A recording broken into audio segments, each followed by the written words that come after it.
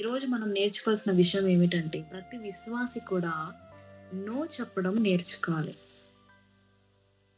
ఎందుకంటే మీ దగ్గర బైబిల్స్ ఉన్నట్లయితే యాకోబు పత్రిక 4 అధ్యాయము 4 వచనాన్ని చూస్తారా? యాకోబు రాసిన పత్రిక 4 అధ్యాయము 4 వచనం. చదవగలిగిన వారు ఎవరన్నా ఉంటే చదివి వినిపిస్తారా? యాకోబు యాకోబు పత్రిక 4 అధ్యాయము 4 వచనం. వ్యభిచారిణులారా, ఈ లోక స్నేహము దేవునితో వైరమని మీరెరుగరా? కాబట్టి ఎవడు ఈ లోకముతో స్నేహము చేయగోరునో వాడు దేవునికి శత్రువగును. ఇక్కడ చక్కగా వ్రాయబడి ఉంది ఏంటంటే, ఎవరైతే ఇక్కడ రాయబడిన విషయాన్ని చదువుదామండి. దేవునితో వైరమును మీరు ఎరుగరా?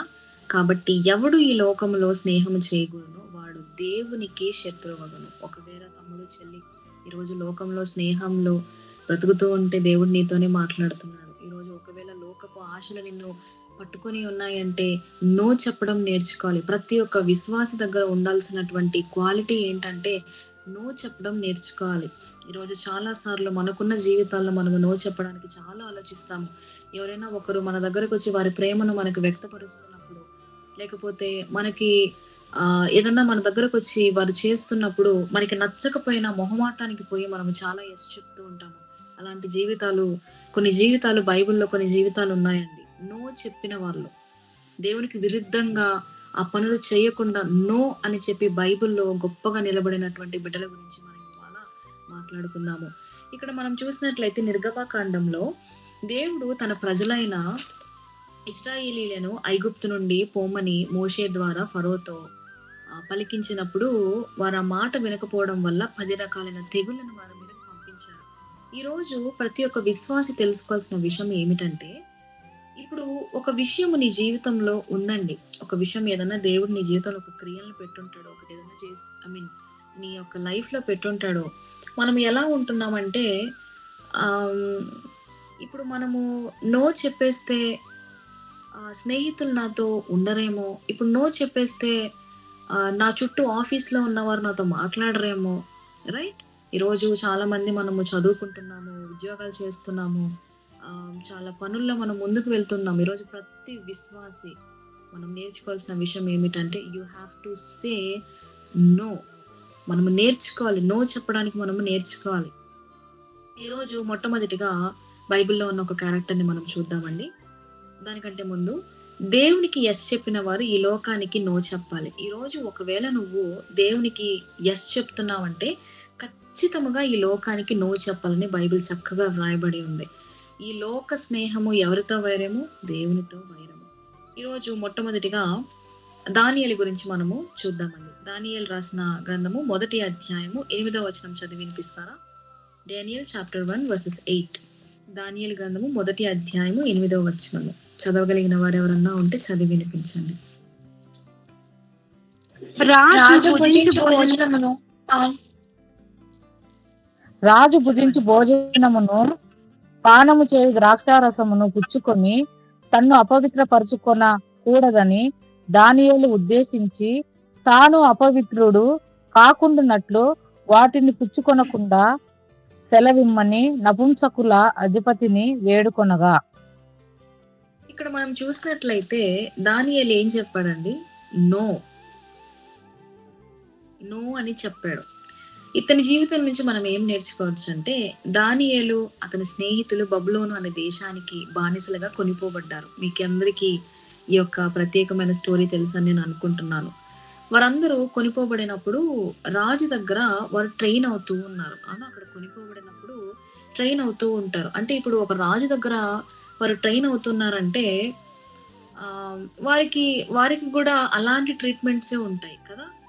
వారు తినని ఆహారం ఉండదు, వారు కావలసినటువంటి అన్ని వారి దగ్గర ఉంటాయి కదా.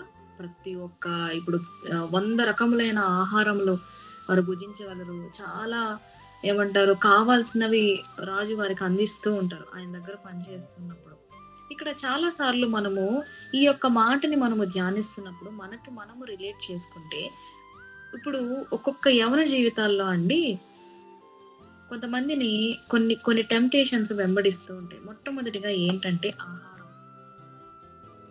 చాలా సార్లు ఆహారం గురించి చాలా టెంప్ట్ చేస్తూ ఉంటది. ప్రతి విశ్వాసి అండి ఆహారం పట్ల ఎప్పుడు ఆశ చూపించకూడదు. శారీరకమైన ఆహారం గురించి మనము అతిశయించకూడదు. మరి దాని గురించి ఆలోచించకూడదు. మనం ఎప్పుడు ఆత్మానుసారమైన ఆహారాన్ని తింటకు మనము ఆశపడాలి. దేవా!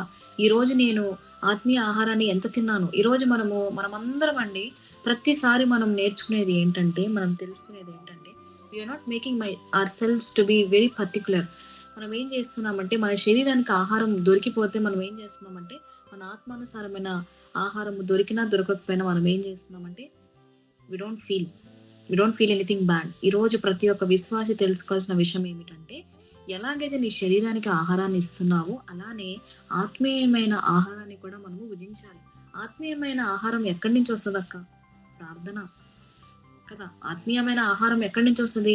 ప్రార్థన, బైబిల్ చదవడము, దేవుని గురించి మాట్లాడడము, విశ్వాసులతో మనము మాట్లాడటము, మరి దేవునికి విరుద్ధమైన పనులు మనము చేయకుండా ఉండడము, మరి పరిశుద్ధాత్మను పొందుకోవడము, ఇలాంటి కొన్ని క్రియల్లో ఉన్నప్పుడు మనం ఆత్మీయానుసారమైనటువంటి ఆ క్రియల్లో మనం ఉండగలుగుతాము. ఈరోజు మనము శరీరము బాగా ఎదగాలంటే మనం ఏం చేస్తాము? రోజుకి 4, 5 సార్లు తింటామండి. అవునా? ఇక్కడున్న మనమందరము రోజుకి 4, 5, 6, 7, 8 సార్లు తినే వాళ్ళు కూడా ఉన్నారు. మీ అందరిని ఒక ప్రశ్న అడగాలని ఆశపడుతున్నాను. ఇన్ని సార్లు తింటున్న మీరు శారీరకంగా ఆత్మీయమైన ఆహారం ఎంతమంది భుజిస్తున్నారండి? మనం ఆత్మీయమైన ఆహారాన్ని ఎప్పుడు భుజిస్తాం తెలుసా? నెలలో మొదటి ఆదివారం ఒక్కటే ఆత్మీయ ఆహారాన్ని భుజిస్తాం. అవునా? కొంతమంది విశ్వాసులు అదే ఆత్మీయ ఆహారం అనుకుంటున్నారు. ప్రతి దినం ఆత్మీయ ఆహారం తినాలండి. ఈరోజు నన్ను అడిగితే ఐ ఓన్లీ ఈట్ 2 టైమ్స్. ఏక డైటింగ్ చేస్తావా? కాదండి. ఎక్కువ మనం తిన్నామనుకోండి, మనకి ఎక్కువ తింటే నిద్ర వస్తది. అవునా? ఎక్కువ తింటే నిద్ర వస్తది. ఈ యొక్క దేవుని పనుల్లో మనం ఎప్పుడు అంత స్టెబిలిటీగా ఉండలేము. అట్లని మిమ్మల్ని అందరిని తినకుండా ఉండండి అని నేను చెప్పట్లేదు. తిండి మీద ఆశలు తగ్గించాలి. ఎప్పుడైతే మనం తిండి మీద ఆసక్తి తగ్గిస్తామో, మనకున్న వ్యక్తిగతమైన క్రియలు, వ్యక్తిగతమైన పనులన్నీ మనము ప్రార్థనలో గడుపుటకు మనకు సమయం వస్తది. ఇప్పుడు బాగా తింటామండి. దొరికినదంతా మనం తింటాము. వచ్చి మనము ప్రార్థనలో కూర్చుంటాము. ఎట్లా నిద్రపోతారండి? ఒళ్ళు తెలియకుండా నిద్రపోతాం. అవునా? చాలా సార్లు ఉపవాస ప్రార్థన అంటారు. ఉపవాస ప్రార్థనలకు మనకు ఎన్నో మెలుకువలు మన దగ్గర ఉంటాయండి. ఉపవాస ప్రార్థన అంటే ఏంటి? మనము పొందుకోవడము. ఉపవాస ప్రార్థన అంటే దేవుని దగ్గర గోజారడము. ఆ ఉపవాస ప్రార్థన మీనింగ్ అంతా మార్చేస్తారు. ఉపవాస ప్రార్థన అంటే దేవునికి దగ్గరగా బ్రతకడం. ఉపవాస ప్రార్థనలకు వచ్చి అక్కడ నిద్రపోతారు. హోల్ నైట్ ఫాస్టింగ్ ప్రేయర్ అంటారు. వచ్చి నిద్రపోతారు. ఇక్కడ ఏం చేస్తున్నారు? హోల్ నైట్ ప్రేయర్ అయినా, ఫాస్టింగ్ ప్రేయర్ అయినా, ఏదైనా గానీ ఒక దాన్ని దేవా ఇదిగో నేను ఇది నీకు సమర్పిస్తున్నాను అని మనము సమర్పిస్తున్నాము. ఆ సమర్పణలో కూడా ఎక్స్‌క్యూజెసా? ఈరోజు చాలా జీవితాలండి. మరి హోల్ నైట్ ప్రేయర్‌కెళ్తాము. నిద్ర ఆపుకోలేము. తిండి ఆపుకోలేము. ఆకలేస్తే మనకు ఎక్కడ లేని కోపము, ఎక్కడ లేని ఇదొచ్చేస్తది. ఈరోజు మీ అందరికీ ఈ యొక్క దానియేలు చేసినటువంటి గొప్ప కార్యం మీరందరూ తెలుసుకోవాలి. ఈరోజు అక్కడ నో చెప్పాడు. కొన్ని విషయాలకి ఆయన నో చెప్పాడు. ఆయన అట్లా నో చెప్పాడు కాబట్టే ఈరోజు అతని గురించి మనం మాట్లాడుకోగలుగుతున్నాము. బానిసలుగా కొనిపోబడినప్పుడు రాజు దగ్గర వాళ్ళు ట్రైన్ అవుతున్నారు. వారికి దొరకని ఫుడ్ ఉండదని నేనైతే అనుకుంటున్నాను. రాజు దగ్గర బ్రతికే వాళ్ళు కూడా రాజుల్లాగే బ్రతుకుతారు కదా! సో, అలాగా ఉన్న అతను ఇప్పుడు అన్నీ ఉన్నాయి. అతని జీవితంలో ఆహారం ఉంది, ఐశ్వర్యం ఉంది, అన్నీ ఉన్నాయి. ఇప్పుడు ఎందుకు నో చెప్పుకుంటాడు? ఎందుకు చెప్పాల్సిన అవసరం వచ్చింది? ఆయన దేవునికి యెస్ చెప్పాడు కాబట్టి ఆయన లోకానికి నో చెప్పాడు. ఆమేన్. ఈరోజు మనము కూడా ఒక తీర్మానం చేసుకుందాం. మనమందరము దేవునికి యెస్ చెప్పామండి. అంటే ఈ లోకానికి no matter what where you are, నిన్ను చంపేస్తామన్నా, నువ్వు చచ్చిపోతావన్నా, అది దేవుని పని కాదు. నీ జీవితంలో ఉంటే you have to say no. Amen. రెండవదిగా, మొట్టమొదటిగా మనం దానియేలుని చూసాము. రెండవదిగా ఆదికాండము 39వ అధ్యాయము 9వ వచనాన్ని చూద్దామండి. చదవగలిగిన వారు ఎవరన్నా ఉంటే చదివి వినిపించండి. ఆదికాండము 39వ అధ్యాయము 9వ వచనము.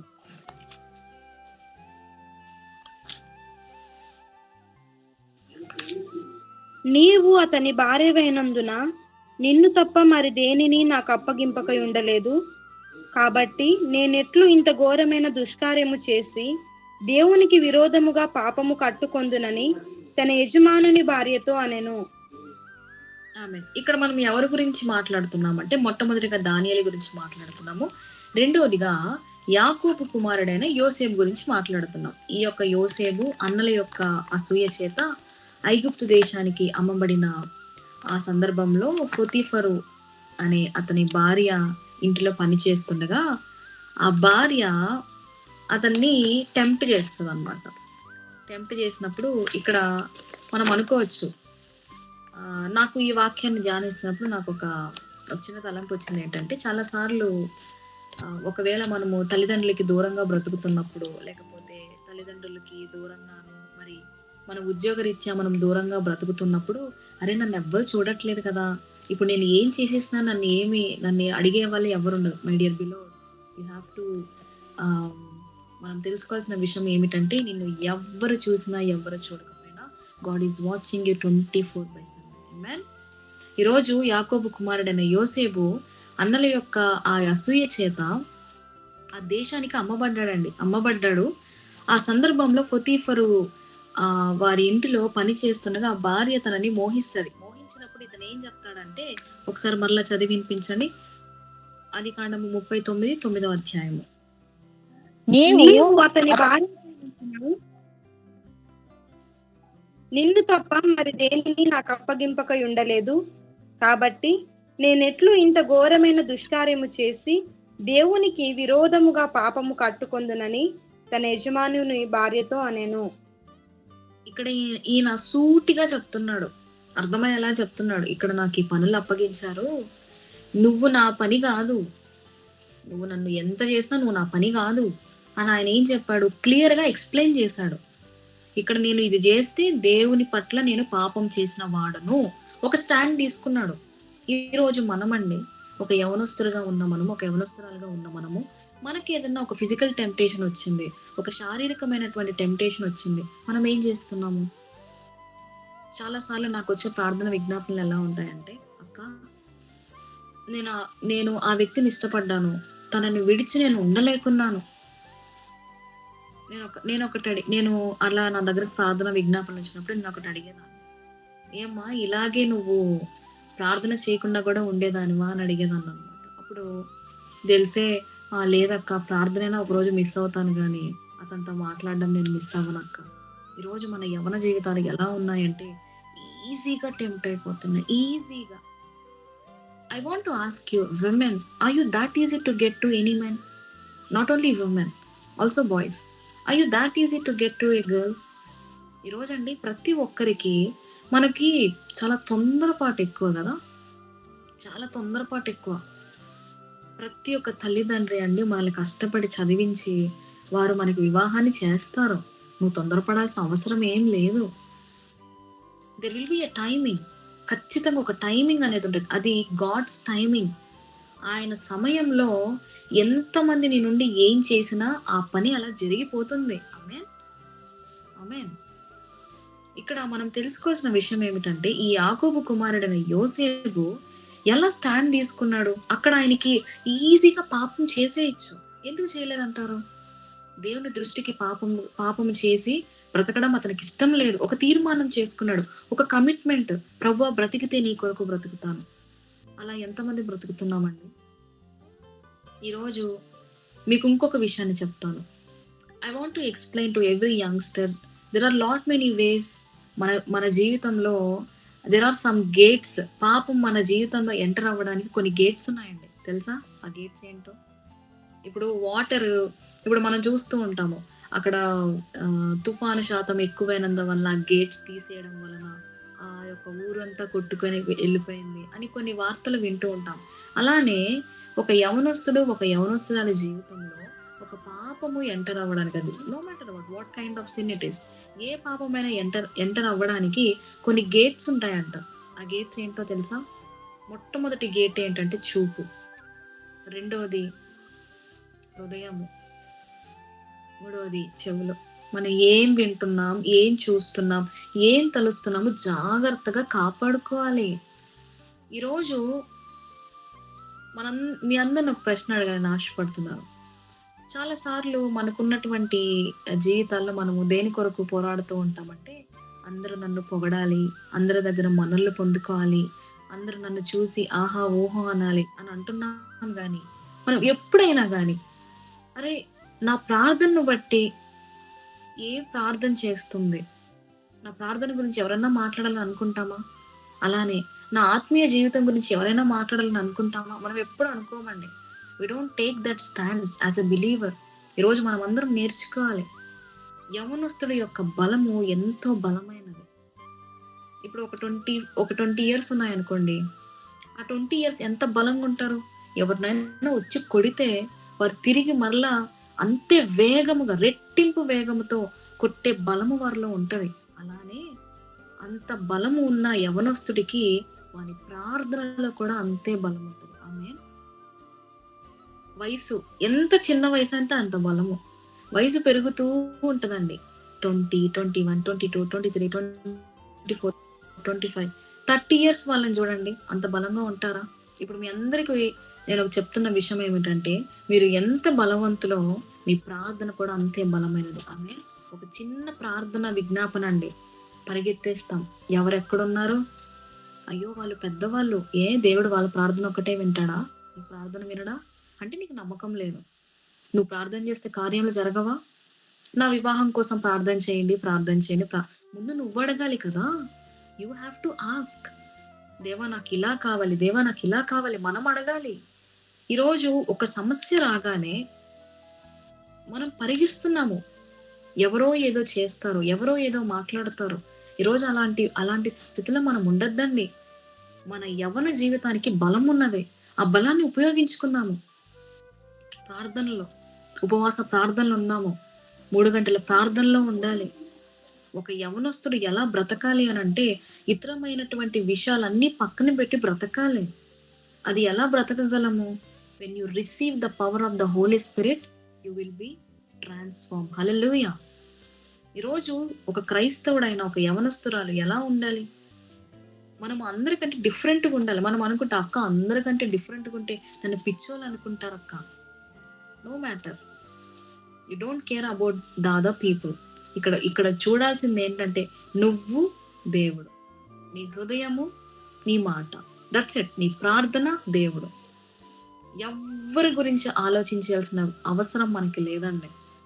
If you are a believer, if you want to get everything in your life, whatever you pray, be holy and ask God in his presence. You may receive it for sure. Amen. ఇక్కడ యాకోబు కుమారుడైన యోసేపు ఎలాగే ఈ తీర్మానం చేసుకున్నాడో మనం చూద్దాం.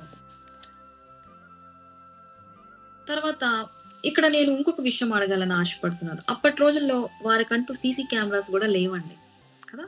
CC cameras లేవు. అతను పాపం చేసినా ఎవరికి తెలియదు.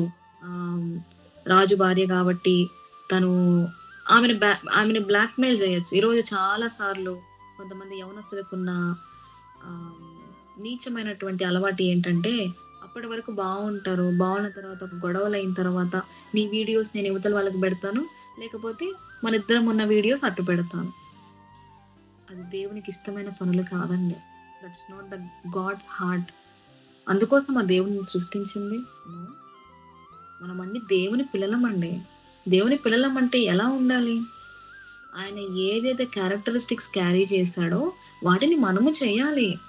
ప్రతి ఒక్కరిని God made as a light, right? నిన్ను ఒక కాంతిగా పెట్టాడు. ఈ కాంతి ద్వారా, ఈ కాంతి ఎలా వెలుగుతుంది? నీ క్రియలను బట్టి, నీ ఆలోచనను బట్టి, నీ తలంపులు బట్టి, నీ ఉద్దేశాలను బట్టి, నీ యొక్క కమిట్మెంట్స్ని బట్టి. ఈరోజు మన కమిట్మెంట్స్ తీసుకుంటాం కానీ you don't follow that commitment. Number 1. ఈరోజు ఆత్మీయమైన తీర్మానాలు తీసుకుంటాం, దాంట్లో మనం నడవం. ఈరోజు చాలాసార్లు అనుకుంటారు ఏంటంటే, నేను దేవునికి ఇష్టంగా బ్రతకడం అంటే ఏమనుకుంటారు? పొద్దున్నే లేచి నీ స్టేటస్లోనో నా స్టేటస్లోనో 2 వాక్యాలు పెట్టేసి రాత్రి పడుకునేటప్పుడు దేవా దేవా అంటే దట్స్ బీయింగ్ స్పిరిచువల్. ప్రతి క్షణము in a day how many hours will be there? 24 hours, right? ఈ 24 అవర్స్లో ఎంతసేపు దేవునిలో గడుపుతున్నాం? మనం అందరం అండి పొద్దున ఒక 5 నిమిషాలు, ఆల్మోస్ట్ మనము 24 గంటల్లో చూస్తే పొద్దున ఒక్కటే మనం, ఎందుకంటే మన పనుల్లో మనల్ని దేవుడు కాపాడాలి కదా. మళ్ళీ మనకు ఒక డౌట్ ఉంటుంది, అయ్యో ఇప్పుడు ప్రార్థన చేయకపోతే నేను ఇప్పుడు బండిలోనో దాంట్లోనో పోతాను, నాకు ఏదో ఒక యాక్సిడెంట్ అయిపోద్ది. Wrong myths people are following. దేవుడు ఎప్పుడు కూడా మనల్ని ఆ సిచ్యువేషన్లో పడేయాలని ఎప్పుడు కూడా అనుకోడండి. God never thought like that. నువ్వు ప్రార్థించకపోయినా దేవుడు నిన్ను ఖచ్చితంగా కాపాడే దేవుడు. ఆమేన్. అలానే మన ప్రార్థన ఎలా ఉంది? మన ప్రార్థన ఎలా ఉందండి? నేను ఇప్పుడే గొప్పదాన్ని అయిపోవాలి, అవుతామండి?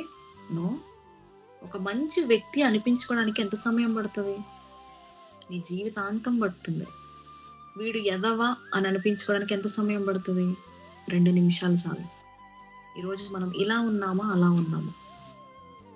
మన యవన జీవితం ఎప్పుడండి? నీ యవనమును బట్టి నిన్ను ఎవడు తృణీకరింపనీయకము. నీ మాట అయినను, చూపు అయినను, తలంపు అయినను ప్రతి విషయంలో దేవుని ఘనపరిచేదిగా ఉండాలండి. మనం ఏం చేస్తున్నా అది దేవునికి మహిమ కలగాలండి. దేవునికి మహిమ కలగకుండా ఉండేదిగా ఉండకూడదు. ఒకవేళ అలా ఉంటే దాని నుంచి బయటకు వచ్చేయాలి. ఈ యవన జీవితం పోతే మళ్ళీ తిరిగి రాదండి. ఎంత తీర్మానం చేసుకున్నాడు చూడండి. నాకు దేవుని ఆజ్ఞలను విడిచిపెట్టాలని లేదు, దేవుని కన్నులు నన్ను చూస్తున్నాయి అని పాపము చేయకుండా తీర్మానం చేసుకున్నాడు.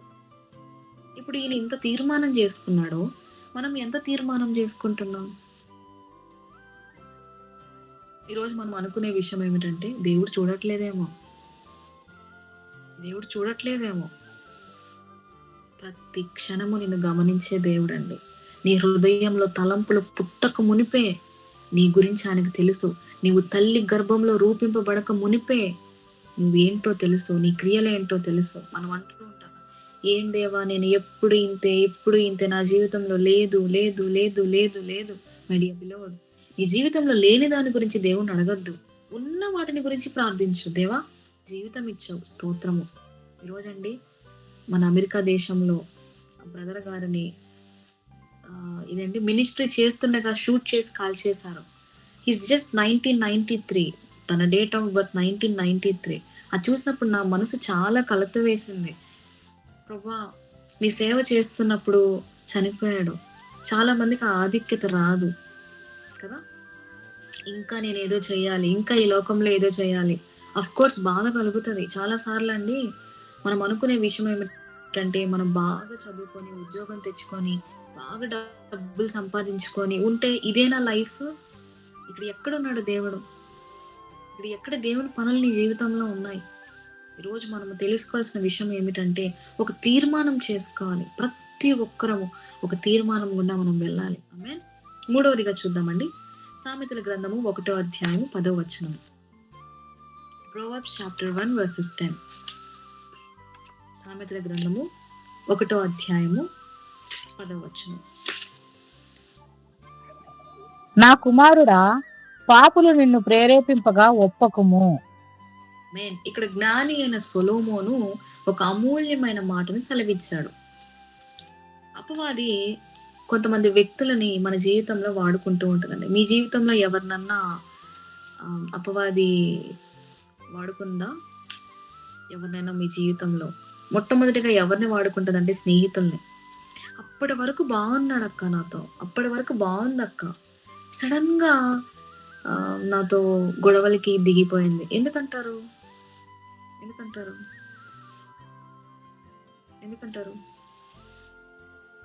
Because they are non believers. ఒక బిలీవర్ ఒక నాన్ బిలీవర్ కలిసి ఉండడం ఇట్స్ హైలీ ఇంపాసిబుల్. బికాస్ మన అలవాట్లు వేరు, మన పద్ధతులు వేరు, మన జీవితం వేరు. వారి జీవితం ఎలా ఉంటుందండి? అవసరమైతే దేవుడు, కష్టం ఉంటే దేవుడు, అన్ని తీరిపోయినాక దేవుడు. అలాంటి జీవితం మనది కాదండి. జ్ఞాని అనే సొలొమోను ఒక అమూల్యమైన మాటను సెలవిచ్చాడు.